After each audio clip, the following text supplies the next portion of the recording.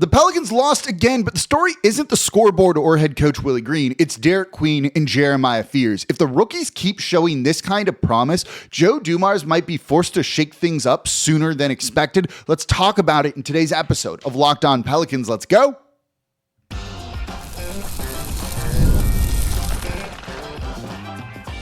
You are Locked On Pelicans, your daily New Orleans Pelicans podcast, part of the Locked On Podcast Network. Your team every day.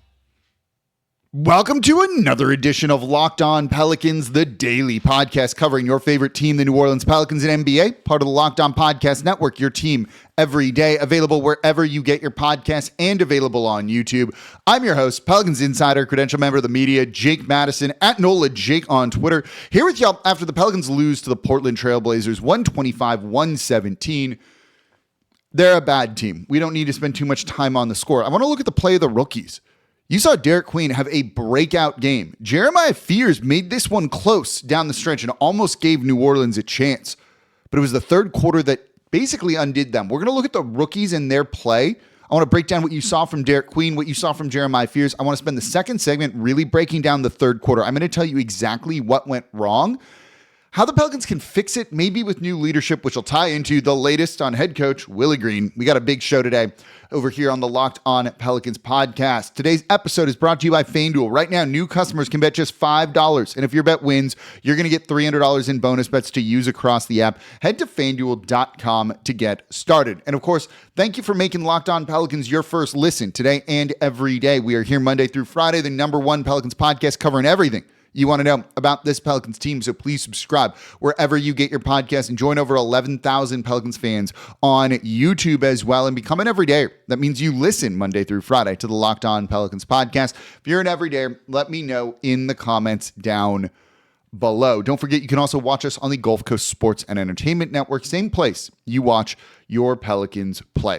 We're going to save the Willie Green talk for a minute. That's the third segment. We've said a lot about that, right? They'll do what they want to do, and we'll react accordingly. But let's save it for a minute. Let's talk about something else for a change on the show here. And I want to start with the rookies who played exceptionally well in this loss, 117 to the Portland Trail Blazers, a 500 team. You know, New Orleans started strong in this game. The first quarter overall looked pretty good. Even the first half looked pretty good. They were up 2. It was the third quarter where they lost it. But it wasn't the rookies that did it in this game. You know, when you look at Derik Queen playing almost 38 minutes off the bench, so finally really seeing an allotment of minutes increase for him here. This is by far the most that he's played. 26 points, 7 rebounds, 4 assists, just one turnover. He was phenomenal in this game. 12 of 18 from the field here. He was just flat out really good. There's no other way to put it. All of his shots made within the paint, the majority of them right in the restricted area, but a few coming with a little bit of range, that short mid-range game from him, but a just hyper-efficient night from the rookie. He was scoring over guys like Kamara, who's an elite defender, Donovan Clingan, who has exceptional length. He just looked good. Look, again, you can say what you want about the trade, and the trade wasn't good. Don't get me wrong, but let's skip that for a minute. Derik Queen looks like a very good future NBA player. You know, he's good now, and he's only going to hopefully get better from this. To have the type of usage rate and everything that he was involved in this one and have that minimal turnover, that's a pretty incredible thing to see from him here. I was just very impressed with what we saw from Derik Queen in this game. He was just doing everything that you more or less wanted to see from him here. Scoring inside, offensive rebounding, getting put back, something that New Orleans has not been particularly good at this year. Showing off a little bit of range to vary it up in the way that he scores. Driving from the three-point line. You saw him Euro step in this. A big man doing that. We've seen that before from him, but that's still very, very fun to watch. He can dunk. He's got a little bit of everything right now. The outside shot isn't there from 3, but I mean, I don't think that's nitpicking at this point if you're going to be upset over that sort of thing. You know, when I was on with Dylan Sanders yesterday and we were talking about Derik Queen, and, you know, this was a game where they needed his scoring because New Orleans at times, their offense was very much a slog. Again, we'll talk about that in a minute here.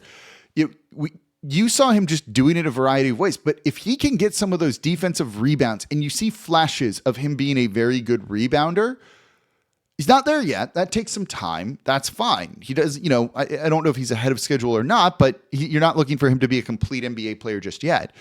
He shows the flashes of a guy that you can really build around. If he can be an elite defensive rebounder or good, his defensive rebounding percentage in this one was 23.2%. That's not great. It's not bad, but it's not great. If he can be a better defensive rebounder, this team can really build around him in a variety of different ways, because that's something that they need here. They limited Portland and their second chance opportunities, but you saw them get a number of offensive boards that led to second chance points or just possessions. Even if they didn't score, they had 9 offensive rebounds in this game, and a bunch of them came at inopportune times. If you can get that under control, New Orleans has the makings of a big man that is easier to build around than, say, Zion Williamson. Zion, because of his limitations and his size, is very difficult to build around. Queen, if he can be a defensive rebounder, is much easier to build around. And that's a very important thing for this team and their plan going forward and what Joe Dumars wants to do. Jeremiah Fears also looked great in this game. He's one of the reasons why New Orleans made this one close. They got it to within 4 points late in the fourth quarter here. Fears, you might only see the 4 of 11 shooting. That number is not great, but he had 15 points. He was 6 of 6 from the line. In the fourth quarter, with New Orleans in the bonus for more than half of the fourth quarter, he was playing downhill. All 6 of those free throw attempts in the fourth quarter. This was a game where their offense did not look good in the fourth quarter and was a slog there. And it was more Jeremiah Fears just doing something. Someone just needed to step up and do something. And that was, for the most part here, Jeremiah Fears and Saddiq Bey making shots. But it was really Jeremiah Fears in the fourth quarter just creating for himself. You see the speed, again, the zero fears. I literally bought a Fears jersey today, the Black City Edition one, the zero fears. It's awesome. You saw that from him. He was excellent in this game. And in a game where Jose Alvarado, I thought, really, really struggled, Jeremiah Fears being a +5 in the fourth quarter alone, team high there, shows you he's going to be a lead guard too. You have the 2 cornerstone pieces, it feels like, the 2 franchise guys to build around. Now, you can approach this in a variety of different ways, but you can see they're still raw. They still have a lot of room to grow. This is the type of play from these guys against a good defensive team in Portland that makes you go like, oh, they're the future. You can include Trey in there. He was hot from 3. He looked good, I thought, in this game. But these are the guys that right now, just because of their age, that you feel you can really build around and look towards the future with. You can factor in that Derik Queen. He's not a good screen setter right now. He has a couple good screens here and there, but you can see that he actually will be a good screen setter. He is creating space for guys like Fears and others when they use him in pick and roll situations. Build around those guys. This era has not worked. Zion is currently out injured. It hasn't worked. This is the type of thing, seeing these guys that you just hit on, should make you feel confident about a slower kind of ramp up rebuild, a la the Thunder, where you're adding other young pieces to this team because maybe you've proven you can draft kind of well. That was a big question mark about Joe Dumars, about Troy Weaver going into all of this. I liked Fears. I liked Queen. I even, did it on a lot of the draft coverage that we did. But to see them look this good is a highly encouraging sign that you can pivot there. Straddling 2 timelines. The everydayers have heard me say this a lot. You need to commit to one. I think it is getting just clearer and clearer and clearer almost every day that if you want to not just be a play-in tournament team or a team that loses in the first round of the playoffs, you at least got to look at this youth movement and kind of lean into that a little bit more. I'll share this stat before we get into the next segment here. And I'm going a little bit long here, and it'll come into the third segment a little bit more. They started Jeremiah Fears, Herb Jones, Trey Murphy, Saddiq Bey, and Kevon Looney. That lineup on offense and defense was terrible. Terrible. They scored 0.84 points per possession, points per play. It's not a good number. Jeremiah Fears, Herb Jones, Derik Queen, Trey Murphy, Saddiq Bey. You take Looney out, you put Bey in. You put in Queen, was basically 1.4 points per possession. That's at a significant increase. They were better defensively too. Not by a ton, but by enough here. They weren't good defensively at all. That says something about these guys. They're winning their minutes. Use them more. You finally saw Derik Queen get like a proper allotment of minutes, proving that he can do that. Coming up next, I want to look at the third quarter. That's where they lost this game. We're going to actually do some kind of play breakdown. I want to get into a couple of the areas. It's going to tie into something I just said. What happened in the third quarter? This is where you need to make adjustments. This is an area the Pelicans have struggled. I'm going to point out a couple of very specific things. That's coming up here next in today's episode of Locked On Pelicans. Today's episode of Locked On Pelicans is brought to you by Wayfair. The holiday season is right around the corner, and that means it's time to get your home ready. So whether you need more seatings for guests, cozy new linens, or fun serveware for holiday hosting, Wayfair's Black Friday sale is here to help you make your space shine. And the best part, you don't have to wait. Wayfair's Black Friday deals are happening all month long with up to 70% off everything from sofas to spatulas. You can get whatever you need. Basically, my whole home here is furnished by Wayfair. I get the art off of Wayfair. I've got an awesome Jordan print, not this one, but another one that's in the kitchen there. It's great. When you just need to refresh your space, little things can do it. You don't have to spend a ton of money. It doesn't necessarily have to be a new couch.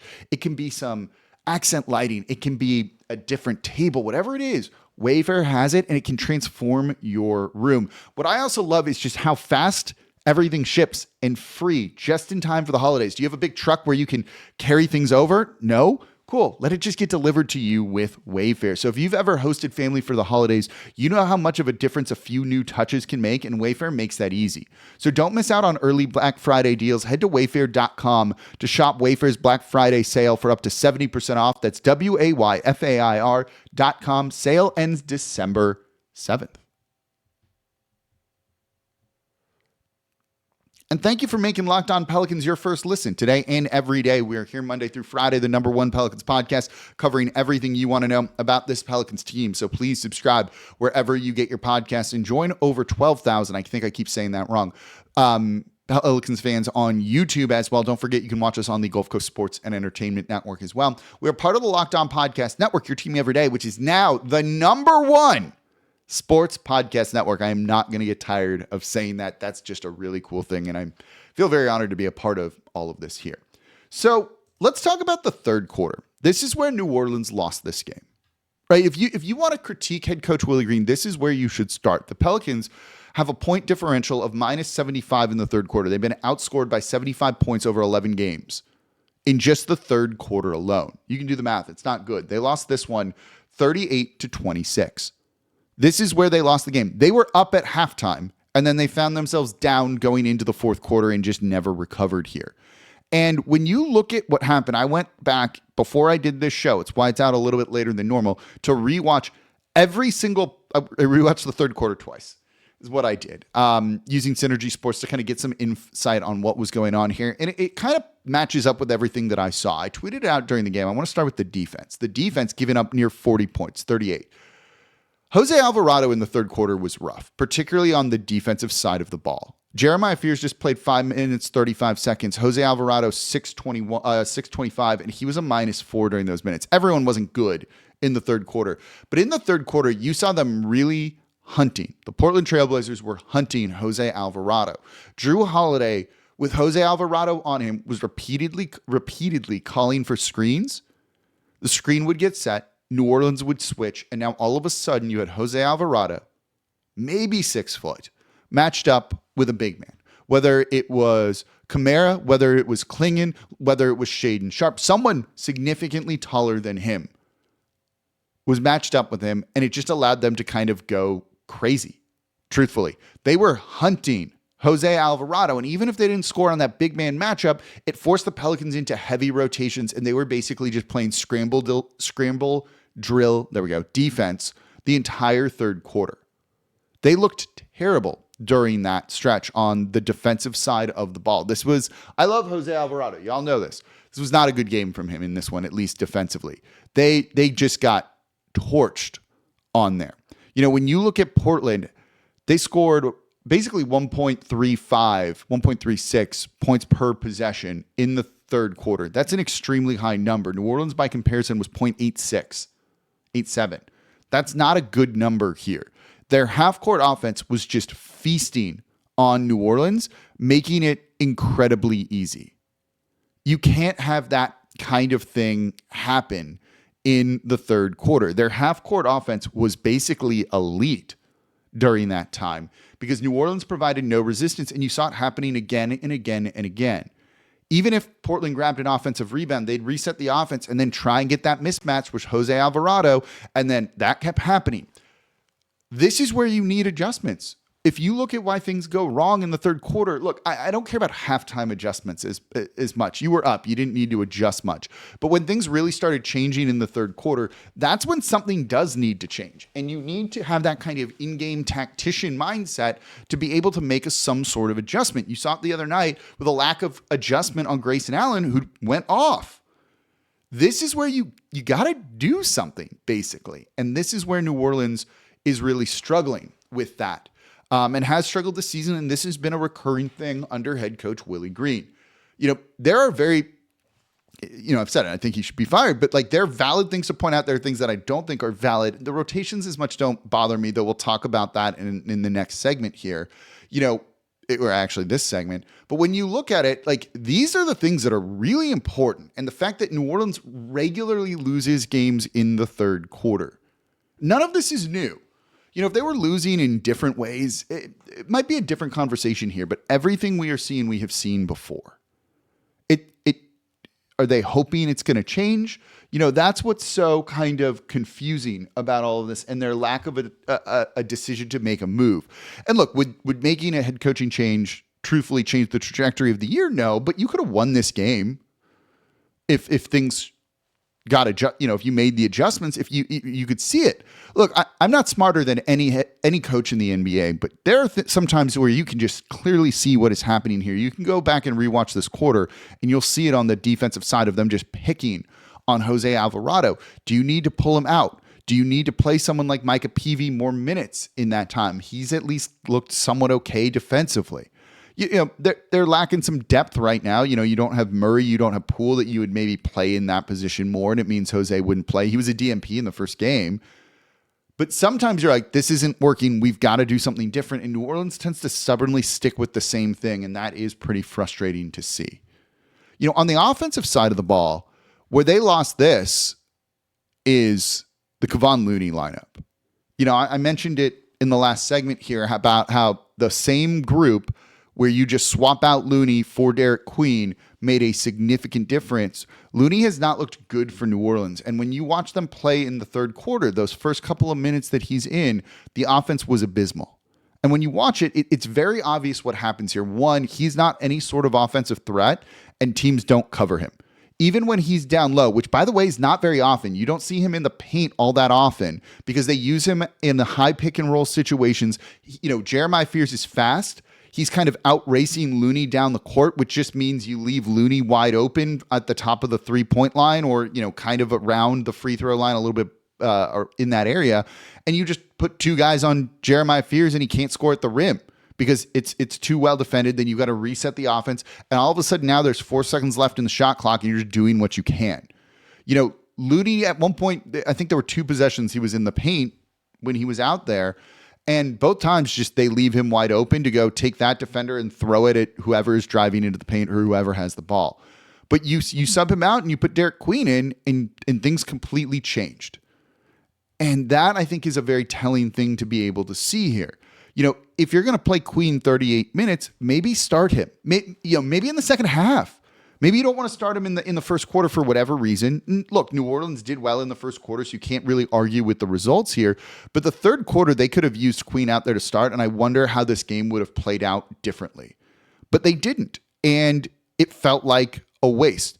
Kevon Looney in 4.5 minutes in the third quarter was a -10. Now, look, Queen played 7.5. He was a -2, but there's a big difference there. That would have just left you tied. You were up 2 at halftime. So when you see that, you kind of wonder why are they stubbornly sticking with something that, just frankly isn't working. And you see that too often here. There is a stubbornness to it. That's going to get into something, not stubbornness, but arrogance almost, that I want to get into. And I don't think that's that with the coaching staff. It's just, it feels like they struggle to adapt to in-game information that you are seeing. And that's why they lost this game. It's those two things. It was Jose Alvarado being picked on defensively. And then it was their lack of offense with Kevon Looney out there. Those two, the lineup data from this just says it. You know, when you look at Looney this season, he is just, it's not it. You know, and I liked the signing. I thought for the, you know, what they paid him, sure, it's fine.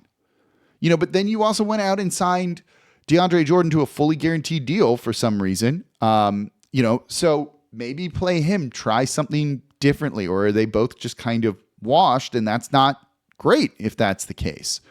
You know, that makes you question what they're doing with some of the roster construction here. Or maybe they're just trying to kind of do their best. But Kevon Looney, those minutes were not good. And if you're going to play him 8 minutes, try somebody else. Just try somebody else and see what that potentially does for you. You know, the net rating with Looney on court versus off is minus 22. Derik Queen's a plus 17. That should not include this game. So that tells you a lot about the difference of these guys. Why is one starting when you need your starters to do well against your opponent's starters? That's a big question. Coming up next, future of head coach Willie Green. Let's talk about it. It's coming up here next in today's episode of Locked On Pelicans. Nobody likes paying rent, but if you must, you may as well get something for it. That's where Built comes in. Built is changing the game by turning your rent payment into real rewards you can actually use. When you pay rent through Built, you earn flexible points that can be redeemed towards hundreds of hotels and airlines, a future rent payment, and your next Lyft ride, and more. But Built isn't just about rent. It's about rewarding you around your entire neighborhood. I love that with Built, your rent finally works for you. You're earning points every month on something you already have to pay. You can also use it at your favorite local restaurants, the gym. You're always earning rewards. So turn your rent into rewards and start earning points around your neighborhood by going to joinbuilt.com/LockedOnNBA. That's joinbilt.com/LockedOnNBA. Make sure to use that link so that they know we sent you. Today's episode of Locked On Pelicans is also brought to you by FanDuel. The NBA is back. There's no better place to get in on the action than FanDuel, the official sports betting partner of the NBA. And also, look, if you missed the start of the game, that's okay. FanDuel has live bets on everything from who's going to score next, maybe Derik Queen or Jeremiah Fears, to fourth quarter comebacks or not if you're New Orleans. Plus, you can even combine your live bets into a same-game parlay for a shot at a bigger payout. It's just going to keep everything more exciting, especially when your team's kind of losing. So right now, FanDuel is giving new customers $300 in bonus bets when your first $5 bet wins. So head to FanDuel.com to sign up and play your game with FanDuel, the official sports betting partner of the NBA. Again, go to FanDuel.com, $300 in bonus bets when your first $5 bet wins. And thank you for making Locked On Pelicans your first listen today and every day. We are here Monday through Friday, the #1 Pelicans podcast. If you're not an everydayer, that's okay. I appreciate you listening whenever you do. Mean that, actually. If you listen one day a week, though, try listening twice. Add one more to the rotation. See what it's like. We are part of the Locked On Podcast Network, your team every day. Now the #1 sports podcast network. So, future Willie Green, I saw some stuff swirling around, and I'm not going to buy in too much into any other rumors right now around him. I'll say this. They still could make a change, whether they do or not. Nothing's been decided. When I'm recording the show, I can tell you nothing's been decided. And if he is on, like, coaching for his win or you're fired, that is a terrible way to approach this. Truthfully, if he's not going to be your head coach next season, I don't know what you're delaying. You know, this is not fun for fans right now. I don't know if the players, are feeling particularly great about things. You need to do something that just changes the energy around this franchise.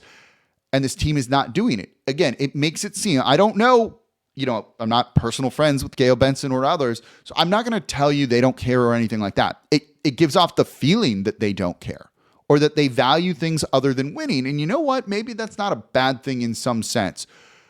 But if Willie Green's not going to be your head coach next season, you should just rip the Band-Aid off and not subject anyone to what's going on here, because this isn't conducive to anything healthy. You look at a team like the Memphis Grizzlies, who are an absolute disaster right now, and they're going to have to trade their star player in John Morant. That feels like the only way to fix this because things are getting so toxic. It just feels like everything is broken there. Don't let this team with these two important rookies get to that point. And it could.